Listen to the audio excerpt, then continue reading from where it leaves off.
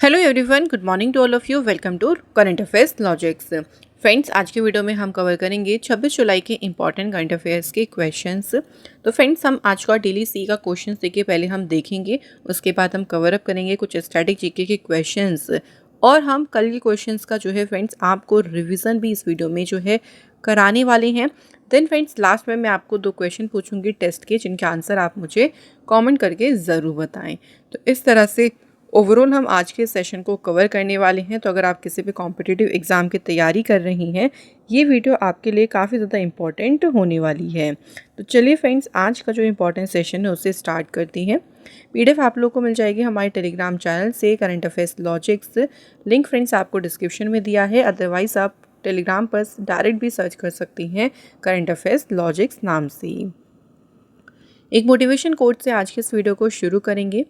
You cannot change what you did before, but you can change what you do next. देखिए, आप एक दिन पहले का तो चेंज नहीं कर सकते, पास्ट को आप अपने नहीं बदल सकते, लेकिन आप अपने आने वाले फ्यूचर को तो चेंज कर सकते हैं ना। तो उसके लिए आप अपने प्रेजेंट यानी जो आज आप काम कर रहे हैं उसको बेहतर करें, उसमें आप लोग हार्ड वर्क करें, ताकि आप जो है अपने फ्यूचर को अपने अकॉर्डिंग जो है वो चेंज कर सकें। सो आज का फ्रेंड्स इंपॉर्टेंट डे हमें याद रखना है कारगिल विजय दिवस। 26 जुलाई को फ्रेंड्स मनाया जाता है कारगिल विजय दिवस। इसके बारे में बात करें कुछ इंपॉर्टेंट पॉइंट्स, तो ये जो इवेंट है ना, ये मार्क करता है the conclusion of the Kargil war, जो कि इंडिया और पाकिस्तान के बीच में हुई थी और ये शुरू हुई थी मई 1999 में। तो यह आयोजन भारत और पाकिस्तान के बीच मई 1999 में शुरू हुए कारगिल युद्ध के समापन का प्रतीक है। कारगिल युद्ध जो है इसे ऑपरेशन विजय भी कहते हैं। देखिए, तो इसके लिए ऑपरेशन विजय चलाया था। तो ऑपरेशन विजय की सक्सेस के बाद ही 26 जुलाई को जो है कारगिल वॉर जो है एंड हो गई थी और ये लगभग 60 दिन तक ये वॉर चली थी। 26 जुलाई को एंड हो गई थी, इसलिए 26 जुलाई को क्या मनाया जाता है? कारगिल विजय दिवस मनाया जाता है। और किसकी विजय हुई थी इसमें? देखिए, तो पाकिस्तान पर जो है वो इसमें इंडिया की विजय हुई थी। चलिए फ्रेंड्स, अब हम बात करेंगे फर्स्ट इंपॉर्टेंट क्वेश्चन की।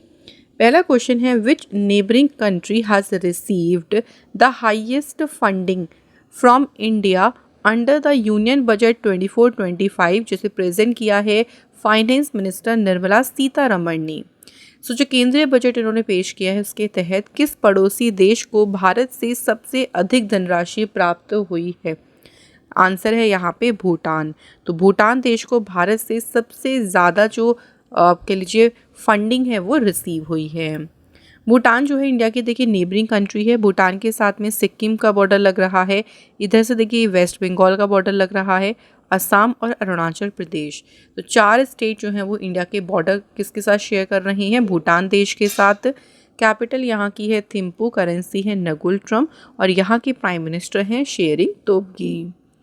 यहाँ पे आप ये देख सकते हैं आप एलोकेशन की भूटान को कितना जो है अमाउंट एलोकेट किया गया है, 2068.56 करोड़ रुपीस। बाकी देखिए अदर कंट्रीज़ के भी लिखे हैं, जैसे नेपाल को 700 करोड़ रुपए की फंडिंग दी गई है, मालदीव को 400 करोड़ रुपए।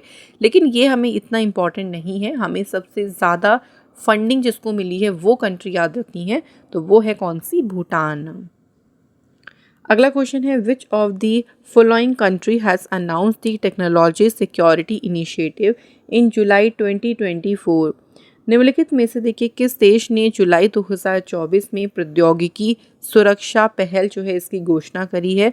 तो इंडिया और यूनाइटेड किंगडम ने टेक्नोलॉजी सिक्योरिटी जो इनिशिएटिव है इसकी अनाउंसमेंट करी है। इस इनिशिएटिव का देखिए गोल क्या है? इसका गोल है to improve cooperation in a number of important sectors. कुछ ऐसे सेक्टर्स हैं जहाँ पे जो सहयोग है उसको और भी इम्प्रूव करना, और वो सेक्टर्स देखिए कौन कौन से हैं? तो उनमें इंक्लूड हैं semiconductors, artificial intelligence, critical minerals और टेलीकम्युनिकेशन। तो ये सभी जो क्षेत्र हैं, इन सभी क्षेत्रों में दोनों कंट्रीज़ के बीच में जो सहयोग है उसको और भी बेहतर बनाना जो है इस पहल का उद्देश्य है। और किसने शुरू करी है ये? इसके अनाउंसमेंट किसने करी है? इंडिया और यूके ने।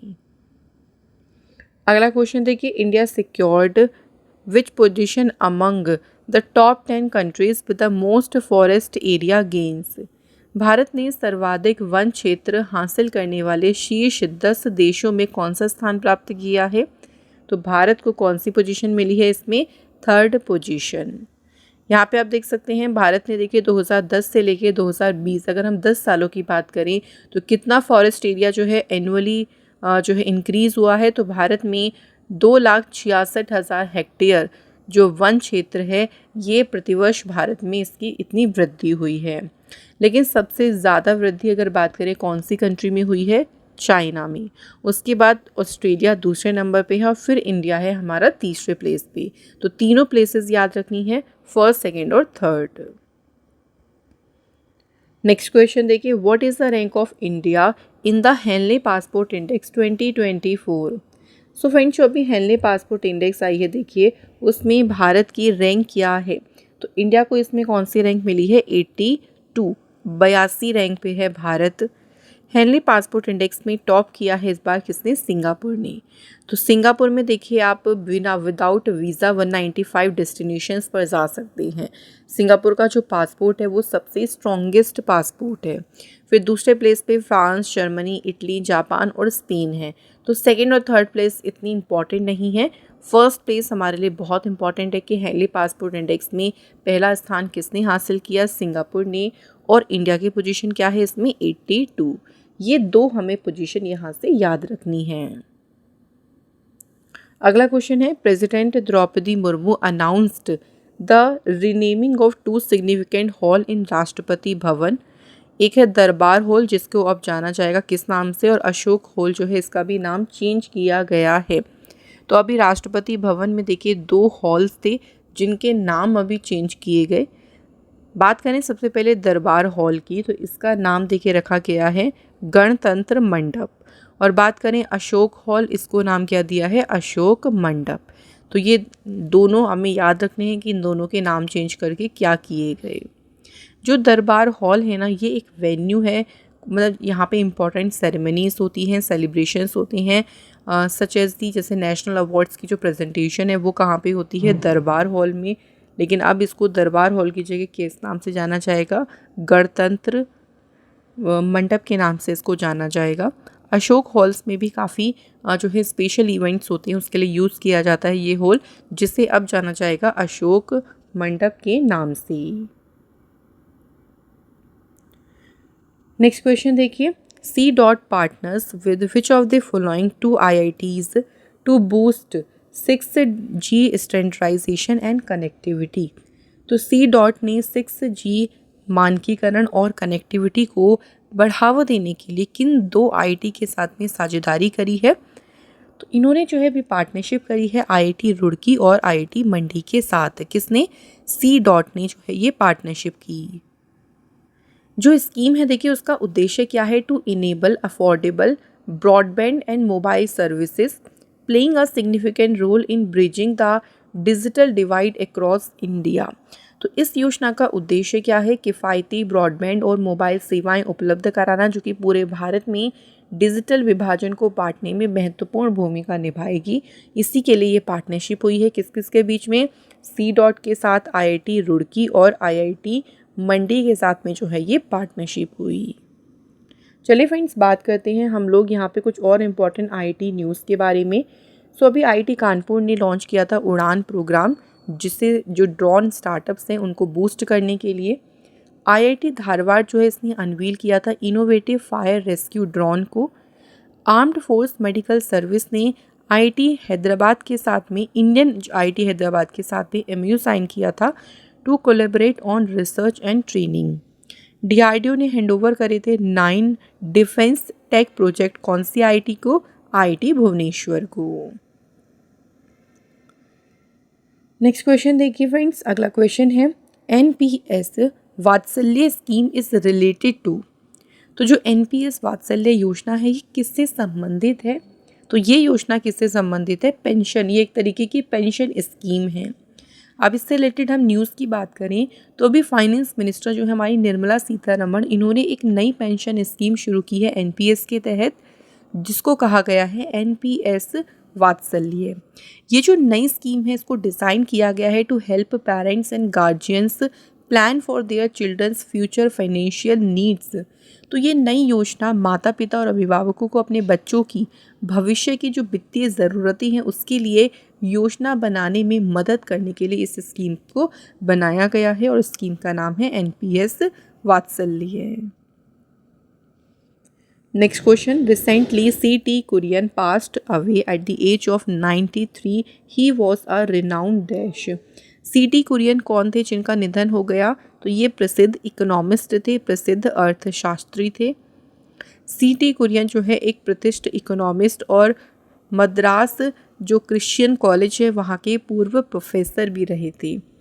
तो एज रिलेटेड बीमारियों के कारण जो है इनकी 93 वर्ष की आयु में इनका निधन हो गया। नेक्स्ट क्वेश्चन है, Kalaripayattu is a traditional martial art from popularly practised in which state. Kalaripayattu जो पारंपरिक मार्शल आर्ट है किस राज्य में ये लोकप्रिय है? तो ये जो ट्रेडिशनल मार्शल आर्ट है ये फेमस है या जो ये पॉपुलर है केरल स्टेट में। रिसेंटली देखिए union ministry of youth affairs and sports ने इसको रिकॉग्नाइज़ किया है। देश में जो कलरीपयट्टू है इसको बढ़ावा देने के लिए इंडियन कलरीपयट्टू फेडरेशन जो है इसे as a regional sport federation के रूप में मान्यता दी है। तो इसके लिए भी एक अलग से फेडरेशन बना दिया है, उसको मान्यता भी दे दी है ताकि ये जो ट्रेडिशनल जो आर्ट फॉर्म है, देखिए जो मार्शल आर्ट फॉर्म है इसको कंट्री में बढ़ावा मिल सके। तो इसलिए ये न्यूज़ में रही थी। इसका संबंध कौन से स्टेट से है? तो इसका संबंध है केरल स्टेट से। केरल की बात करें, केरल की फॉर्मेशन हुई थी 1 नवंबर 1956 को। कैपिटल है तिरुवनंतपुरम, सीएम है पिनरई विजयन, गवर्नर है आरिफ मोहम्मद खान। केरल में लोकसभा सीट्स हैं 20, राज्यसभा की है 9 और असेंबली सीट्स हैं यहाँ पे 140।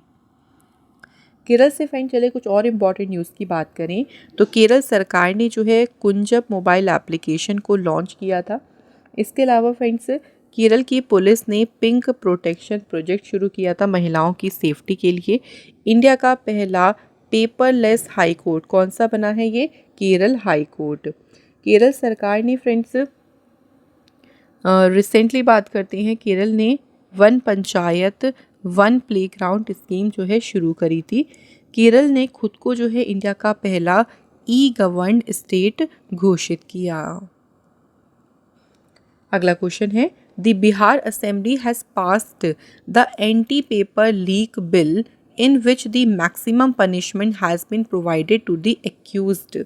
देखिए अभी यहाँ पे पूछा गया है कि बिहार सरकार ने ना अभी एंटी पेपर लीक विधेयक जो है इसको पारित किया है जिसमें आरोपियों को अधिकतम सजा का प्रावधान कितना किया गया है। तो ऑप्शंस यहाँ पर थोड़े से हमारे गड़बड़ हो गए हैं, बट कोई नहीं, आपको पीडीएफ में बिल्कुल सही मिल जाएंगे। अब यहाँ पे बात करते हैं कि कितनी सज़ा का प्रावधान देखिए रखा गया है। तो फ्रेंड्स आप लोग याद रखेंगे 10 साल की मैक्सिमम, मतलब यहाँ पे बात करें मिनिमम 10 साल की सज़ा का प्रावधान और 1 करोड़ रुपए, एटलीस्ट 1 करोड़ रुपए का जो फाइन है किस पे लगेगा? कोई भी देखिए अगर पेपर लीक करता है, इसमें पकड़ा जाता है तो कड़ी से कड़ी उनको इस तरह से सज़ा दी जाएगी। तो इसमें कितनी सज़ा दी जाएगी? 10 साल की। बिहार की बात करें तो बिहार की एस्टेब्लिशमेंट हुई थी 22 मार्च 1912 को। कैपिटल है पटना, सीएम है नीतीश कुमार, गवर्नर है राजेंद्र विश्वनाथ अर्लेकर। लोकसभा सीट्स हैं 40, राज्यसभा की हैं 16 और यहाँ पे असेंबली सीट्स हैं 243। आइए बात करते हैं फ्रेंड्स अगले इंपॉर्टेंट क्वेश्चन की। देखिए नेक्स्ट इंपॉर्टेंट क्वेश्चन है, who has been honoured with customised gold coins by the Grevin museum in Paris. Paris में जो ग्रेविन म्यूजियम है उसके द्वारा कस्टमाइज्ड गोल्ड कॉइन से किसे सम्मानित किया गया है? तो ये ऑनर दिया गया है शाहरुख खान को। तो आप देख सकते हैं जो गोल्ड कॉइन है ना, इस पर शाहरुख खान जो है इनको इनकी जो इमेज है इस पर छापी गई है, तो एक तरीके से उनको ये सम्मान दिया गया है। शाहरुख खान जो है पहली इंडियन एक्टर बनी है जिनके नाम पर म्यूज़ियम में सोने के सिक्के रखे गए हैं। जो ग्रेविन म्यूज़ियम है ना, देखिए इसकी बात करें तो ग्रेविन म्यूज़ियम एक वैक्स म्यूज़ियम है जो कि लोकेटेड कहाँ पे है? पेरिस में लोकेटेड है। अगला question, who has been re elected as a international Olympic committee member from India. Bharat की ओर से अंतर्राष्ट्रीय ओलंपिक समिति के सदस्य के रूप में पुनः किसे चुना गया है? तो दोबारा से चुना गया है किसे? नीता अंबानी को। नीता अंबानी इससे पहले देखिए जो है पहली बार इसमें शामिल कब हुई थी? 2016 में, जब रियो डी जेनेरियो में ओलंपिक गेम्स हुए थे, तो पहली बार उन्होंने इस संस्था में शामिल हुई थी और अब इनको दोबारा से इलेक्ट किया गया है। नेक्स्ट क्वेश्चन देखिए, the Indian Olympic association has named which company as its official principal sponsor for 4 years. तो इस बार की पेरिस ओलंपिक से लेके लॉस एंजल्स जो 2028 तक के ये 4 साल में देखिए इंडियन ओलंपिक एसोसिएशन का जो आधिकारिक प्रमुख है कौन सी कंपनी बन गई है? तो फ्रेंड्स आंसर है यहाँ पे Bharat petroleum corporation limited. BPCL जो है इसकी स्थापना हुई थी 1976 में, हेडक्वार्टर है मुंबई पे, चेयरमैन है G Krishna Kumar. Indian Olympic Association की बात करें तो इसकी स्थापना हुई थी 1927 में, हेडक्वार्टर है न्यू दिल्ली में और चेयरमैन कौन है? पीटी उषा। नेक्स्ट क्वेश्चन, अगला क्वेश्चन है which of the following country will host 2030 winter Olympics and Paralympic games. देखिए 2030 में ना जो शीतकालीन ओलंपिक और पैरालंपिक खेल होंगे, कौन सा देश इसकी मेजबानी करेगा? तो ये होंगे कहाँ पे? फ्रांस में होंगे। फ्रांस में भी फ्रेंच एल्प्स जो है ये होस्ट करेगा विंटर ओलंपिक और पैरालंपिक गेम्स को 2030 में। 2030 से पहले जो 2026 वाला एडिशन है इसे भी याद रखिएगा, ये 2026 वाला एडिशन कहाँ पे होगा? इसका इटली में होगा। ठीक है, तो मैंने आपको 2 एडिशन यहाँ पे बताए हैं, 2026 का और 2030 वाला। तो 2026 का फ्रेंड्स होने वाला है कहाँ पे? इटली में होगा, और 2030 वाला जो है ये होगा कहाँ पे? फ्रांस में। तो यहाँ पे हमारे फ्रेंड्स कंप्लीट हो गए हैं सभी करंट अफेयर्स के इंपॉर्टेंट क्वेश्चंस। अब फ्रेंड्स हम बात करेंगे स्टैटिक जीके के क्वेश्चंस के बारे में। तो देखते हैं फ्रेंड्स आज के हमारे कौन कौन से इंपॉर्टेंट क्वेश्चंस हैं स्टैटिक जीके के। पहला क्वेश्चन है, in which year did independent India win its first Olympic gold medal. स्वतंत्र भारत ने अपना पहला ओलंपिक पदक जो है कौन से वर्ष में जीता था? Olympic gold medal. तो ये जीता था कब? 1948 में। तो इंडिया की जो हॉकी टीम है उन्होंने ब्रिटिश टीम को हराकर कंट्री के लिए पहला गोल्ड मेडल जीता था, और ये गोल्ड मेडल आया था 1948 के समर ओलंपिक्स में। Next question, who was the first Indian women to win an Olympic medal. Olympic पदक जीतने वाली पहली भारतीय महिला कौन थी? तो फर्स्ट अगर बात करते हैं इंडियन वुमेन कौन थी? कर्णम मल्लेश्वरी। कर्णम मल्लेश्वरी जो है इन्होंने जो है ये फर्स्ट इंडियन वुमेन थी जिन्होंने ओलंपिक्स में मेडल जीता था। उसके बाद देखिए इनको 1995 में जो है इनको राजीव गांधी खेल रत्न पुरस्कार से सम्मानित किया गया था, और 1999 में इनको पद्मश्री अवार्ड भी मिला था। नेक्स्ट है कि who is the author of the book जिसका नाम है ड्रीम्स फ्रॉम माई फादर। किसने लिखी है dreams from my father book? तो इसके ऑथर हैं Barack Obama. Next, who is the author of the book जिसका नाम है वी आर डिस्प्लेस्ड। तो बुक का नाम है वी आर डिस्प्लेस्ड, और ये बुक लिखी है किसने? मलाला यूसुफजई जो है इसकी ऑथर हैं। मलाला यूसुफजई जो है नोबेल प्राइज़ पाने वाली सबसे यंगेस्ट देखिए विनर है, इनका नाम याद रखेंगे। इसके बाद नेक्स्ट क्वेश्चन है, in which of the following state of the India is the Ambubachi Mela held every year. तो अम्बुबाची मेला जो है हर एक साल कहाँ पे आयोजित किया जाता है? तो ये लगता है कहाँ पे? असम राज्य में। तो फ्रेंड्स ये थे हमारे आज के सभी स्टैटिक जीके के इंपॉर्टेंट क्वेश्चंस। अब फ्रेंड्स हम लोग कल के क्वेश्चंस को एक बार फिर से रिवाइज भी करने वाले हैं। तो पहला क्वेश्चन देखिए, which country has recently unveiled the world first high speed carbon fibre train. किस देश ने दुनिया की पहली high speed carbon fibre train का अनावरण किया है? चाइना ने। नेक्स्ट, क्रिस्टियन माइकल जो है कौन सी कंट्री के नए प्राइम मिनिस्टर नियुक्त हुए हैं? तो ये अपॉइंट हुए हैं एस्टोनिया कंट्री में। Where has the SCO held its first joint anti terrorism exercise जिसका नाम है interaction with all member countries. तो एससीओ ने सभी सदस्य देशों के साथ अपना पहला संयुक्त आतंकवाद विरोधी अभ्यास इंटरसेक्शन कहाँ पे आयोजित किया है? तो ये फ्रेंड्स आयोजित किया है चाइना में। नेक्स्ट है कि शिक्षा सप्ताह कब से कब तक इसको सेलिब्रेट कर रही हैं, तो 22 से लेके 28 जुलाई तक मनाया जा रहा है शिक्षा सप्ताह। नेक्स्ट है according to the union budget 24-25 what percentage of tax has been provided on income from 7 to 10 lakh rupees. So 7 से 10 लाख रुपए तक की आय पर कितने प्रतिशत कर का प्रावधान किया गया है, 10%। नेक्स्ट है कौन सी स्टेट ने लॉन्च की है श्रमिक बसेरा योजना। तो श्रमिक बसेरा योजना को देखिए फ्रेंड्स शुरू किया है किस राज्य सरकार ने, गुजरात सरकार ने इसे शुरू किया। Which state government has launched उपवन योजना and heritage tree adoption scheme. तो उपवन योजना और विरासत वृक्ष गोद लेने की जो योजना है, इन दोनों योजनाओं को शुरू किया है उत्तर प्रदेश सरकार ने। नेक्स्ट है कि नूनो बोर्गस जो है इन्होंने स्पेन के राफेल नदाल को हरा कर जीता है men single title of the Swedish open tennis tournament. कौन सी कंट्री से बिलोंग करते हैं, तो नूनो बोर्गस बिलोंग करते हैं पुर्तगाल से। तो यहाँ पे फ्रेंड्स हमारे हो गए हैं सभी आज के इंपॉर्टेंट क्वेश्चंस कंप्लीट। अब फ्रेंड्स हम बात करेंगे कल के क्वेश्चंस के बारे में, जो कल मैंने आप लोगों से टेस्ट क्वेश्चन पूछे थे उनके बारे में, जिसमें पहला क्वेश्चन था वर्ल्ड प्रेस फ्रीडम इंडेक्स जो आई थी उसमें भारत की रैंक क्या थी, 159। सेकेंड था प्रवासी भारतीय दिवस कब मनाया जाता है, सो 9 जनवरी को फ्रेंड्स ये दिन सेलिब्रेट किया जाता है। तो फ्रेंड्स आज का हमारा कमेंट है Akash Kumar, thank you so much. और ऐसे ही आप सभी ने भी हमें बहुत अच्छे से आंसर करे हैं और आप सभी के कमेंट पढ़ के बहुत ज़्यादा हमें खुशी होती है। तो आज भी देखिए हम जो क्वेश्चंस आप लोगों से पूछ रहे हैं, आप सभी से रिक्वेस्ट है कि उनके आंसर कमेंट बॉक्स में ज़रूर लिखें। पहला क्वेश्चन है देखिए, मिंजर जो मेला है ये कौन से राज्य का जो है लोकप्रिय फेयर है, लोकप्रिय मेला है मिंजर मेला। सेकेंड क्वेश्चन है सोमनाथ टेम्पल जो है ये किस राज्य के तट पर स्थित है। तो ये आज के हमारे 2 क्वेश्चन हैं, जल्दी से इनके आंसर आप हमें कमेंट बॉक्स में लिखिए। इसी के साथ फ्रेंड्स आज का डेली करंट अफेयर्स का ये इंपॉर्टेंट सेशन यहाँ पे कंप्लीट होता है। आज का सेशन आई होप सो आपका बहुत अच्छा रहा होगा और आपकी पढ़ाई भी बहुत अच्छी चल रही होगी।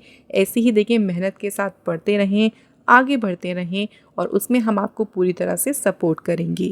Thank you so much for watching this video.